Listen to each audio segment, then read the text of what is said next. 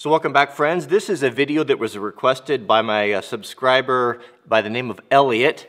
He said that he had come across a tuna can or a sardine can, looks more like a sardine can survival kit on Amazon and wanted me to do a cheapest survival kit review on Amazon video. So that's what we're going to do today. So I got it here, I ordered it, I think it was about $12, and I have no idea what's in here. Actually, I took the sticker off there so that we could all be surprised together. So let's open it up and see, is this is this a legitimate survival kit? They said something like 32 or 36 items inside, which is hard to believe.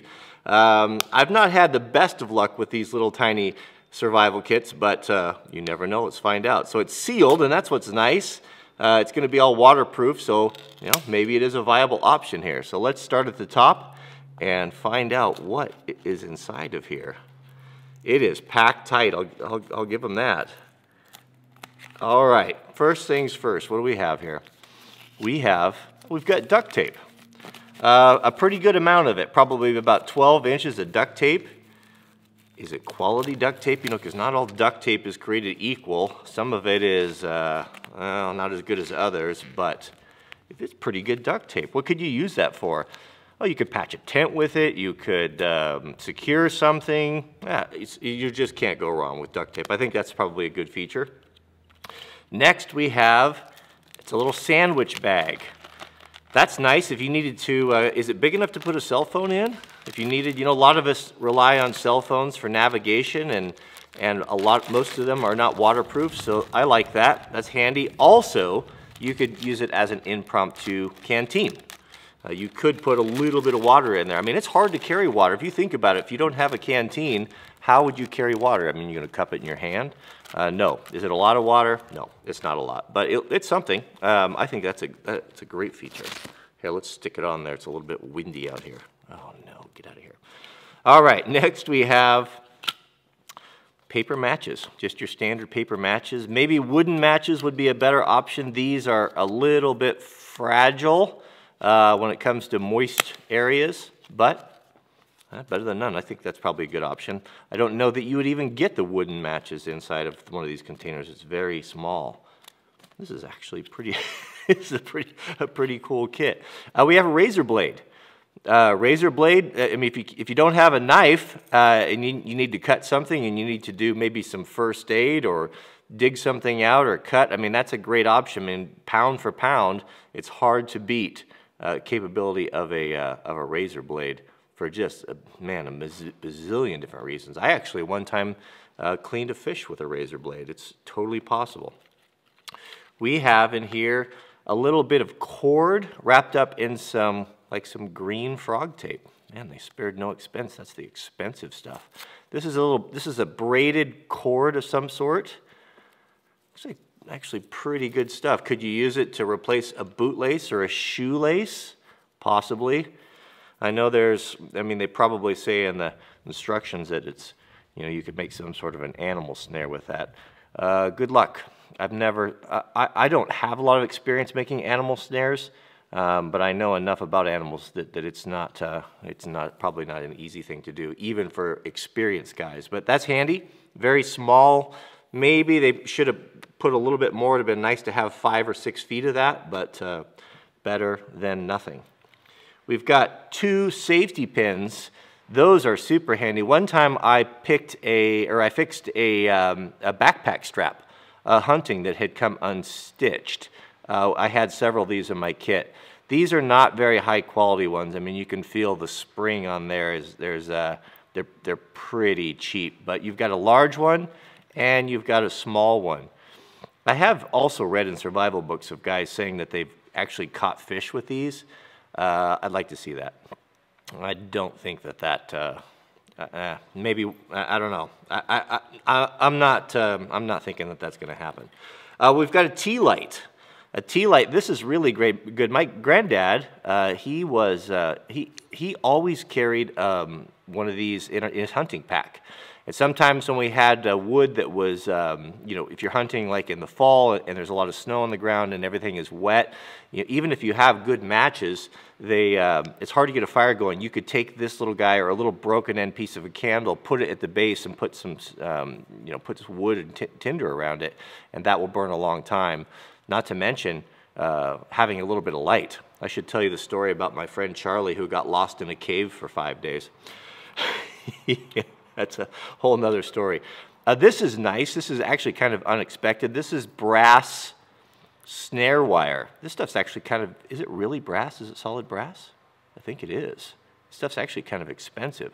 This is, oh man, I mean, if you need to repair, this would be a better thing to repair something with, to use it like a really heavy duty sewing string or wire, or man, just having a piece of baling wire or something like that is beyond handy.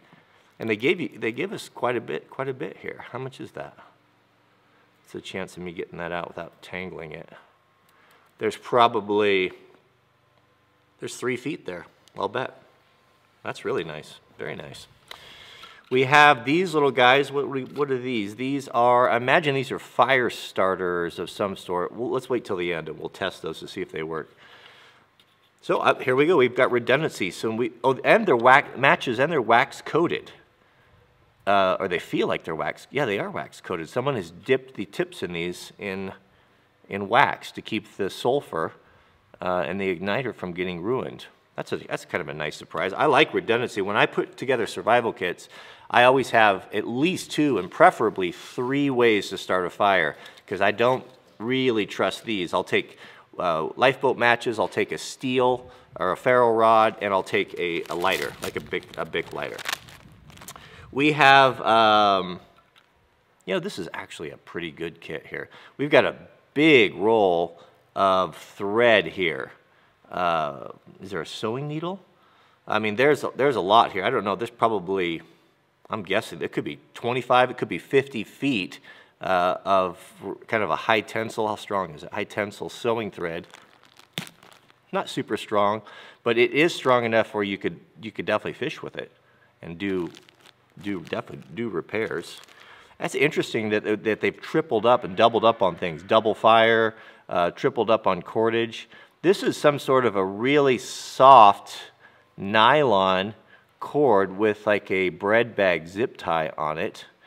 And there's quite a bit here. There is probably, I'm going to have it all tangled here, there's probably 25 feet on that as well. Very nice. What could you use that for? Oh man, sky's the limit. Nails, that's an interesting choice. 2 nails. What could you use the nails for? I don't know. You're not going to build a whole lot with 2 nails, but well, there you have it. Maybe to replace it, if you had a multi-tool and you need to replace a cotter pin or something. I've done that before with nails. They're really good for that. We have the tiniest whistle I think I've ever seen. Look at that. That's hilarious.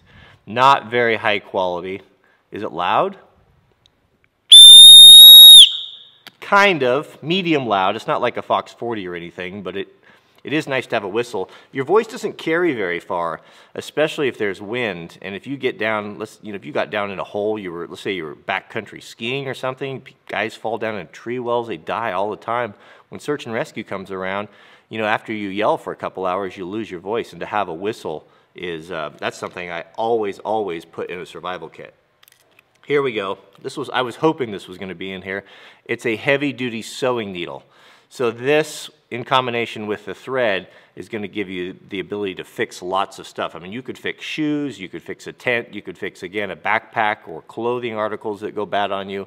Very good idea. I like that. We have of course, our just garden variety little oil-filled compass or spirit compass. The reason why they used to call them spirit compasses, because they would put alcohol in them, not water. If you ran water in there, they would freeze and they would crack. So alcohol, as we know, won't freeze. And it's actually pretty good. It is reading, get it away from I guess that's not fair, non-ferrous. It is reading the correct direction. I do know that that is true north. See, does it correct? Yeah, with a little, it's not, it doesn't have a super bearing on there, but with a little bit of fussing around, seems to work okay. I've seen worse than that one. We got a fish hook. Is it just one? Oh, nope, two. Yeah, you want to have a backup. Break your heart if you were fishing and you lost your hook on a snag and you didn't have a second. Yeah, maybe a half a dozen with some lead sinkers. I mean, they've got the room in there and it doesn't cost very much, so that wouldn't be bad. The bad thing about the tuna can survival kit is that you can't augment it. You know, once you open it, it's not going to be sealed. I guess you could tape it up. This here is it's a pencil. Well, that is clever. It's a pencil with a pocket clip, and it's made in Japan. So it's not, you know, it's not super, it actually feels like pretty good quality. Nice to have a pencil. One time, or many times, I think I've seen, we used to hunt or have big hunting camps. Our family was really into that. If someone wasn't able to get back to camp in time or was having a problem or needed to get information, having a pencil and a piece of paper, being able to leave a note that say, I was here at this time, or I went down this trailhead. I mean, you could take the thing and you could put it in the plastic bag, and you could use the string and you could tie it there in a real obvious manner to leave a message of where you went. Not only that, but you have the paper to help start fire. So we've got a nice piece of paper on there. I like the pencil. That's pretty nice. I might keep that in one of my survival kits here. We have one of these guys. These are, we've all seen these before, kind of a credit card type survival kit. Quality-wise, they're not great. There's not a whole lot you could do with this, but it does have a point, and I guess if you needed to scrape or pry something, you could do it. We've got a saw there, and I've had limited success with those guys. Yeah, I don't know. I don't know that that's as handy as the razor blade, but I guess you could tighten a screw with it. You got an end there, you got a small measure on it. Don't have any idea what that thing is. Lanyard hole. It's all right. Well, there's something else in here too. Now remember, oh, here we go. We have an explanation here. So there are 11 things on this. There's a can opener. Okay, I see that, right there, that's can opener. Knife edge, screwdriver, ruler, bottle opener right there. We've got a butterfly wrench. What's a butterfly wrench? I don't know what a butterfly wrench is. We've got a saw blade, of course, a sundial. Who knows how to use a sundial? If I had to go out and to use this as a sundial, I would be a little bit at a loss, as I don't know how to do that. Two-position wrench and a lanyard hole, so that's it. Not really any instructions on how to use anything, but there it is. Love it or leave it.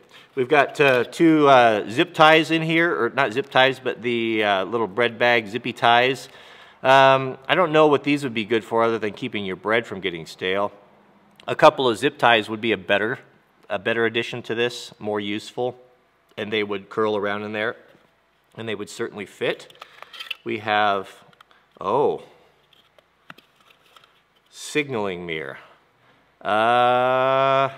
Is that legitimate? Probably not. I mean, yeah, I mean, you could get some flash off of it, but without having the aiming hole in it, like a proper signaling mirror, that would be difficult to use.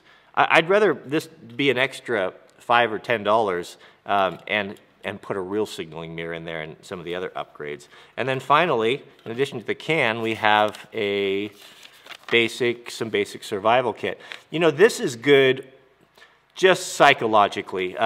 Sometimes I've actually been lost. I've spent the night out elk hunting one year, and I was kind of lost.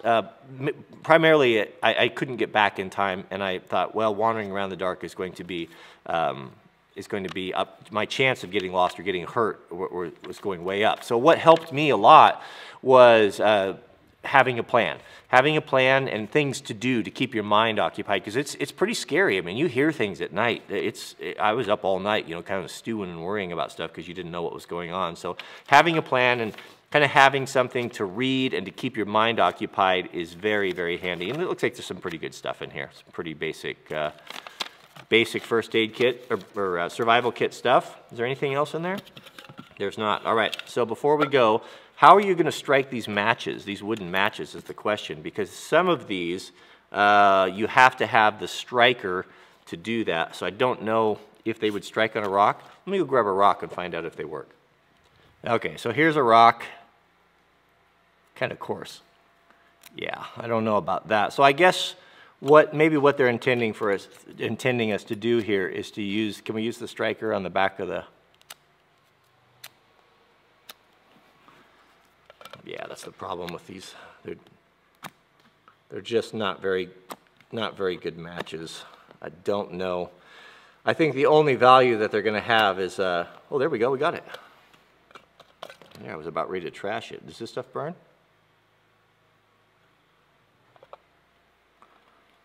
The fire starter? Yeah. It's really windy right now, so this is, of course, you know, when you need to start a fire, it's either going to be raining or windy. There you go. You've got two of them. I like the backup, man. You mess up or you drop one or lose one, to be able to have a backup there is super handy. So what's my conclusion on this? I'm actually pretty surprised. For $12, something that's super, super small, and if nothing else, just to give you something to do. If you broke down or got lost, to have a couple things, you know, to give you peace of mind, and maybe to do some slight repairs, and the whistle's okay. But this is a great idea. I think it would be cooler. Maybe what we should do is to get an Altoid type of can, something that you can reopen. And I would choose a lot of the same things that we have here, only a better quality. Maybe better quality a whistle, a real signaling mirror, and I don't know, maybe, probably a knife. I'd probably rather have a knife than this. Something, maybe a tiny, like one of those itty bitty Spydercos that are, you know, they're kind of useless, but at least they're a real knife that with a real steel on them. But overall, it's pretty good. Not too shabby. So that's it. That's my review of the $12 sardine can survival kit. If you have ideas or different things you'd like to see me review, let me know in the comments. Don't forget to click the thumbs up if you enjoy these videos. I think they're kind of fun to do. And that's it. We'll see you guys on the next video.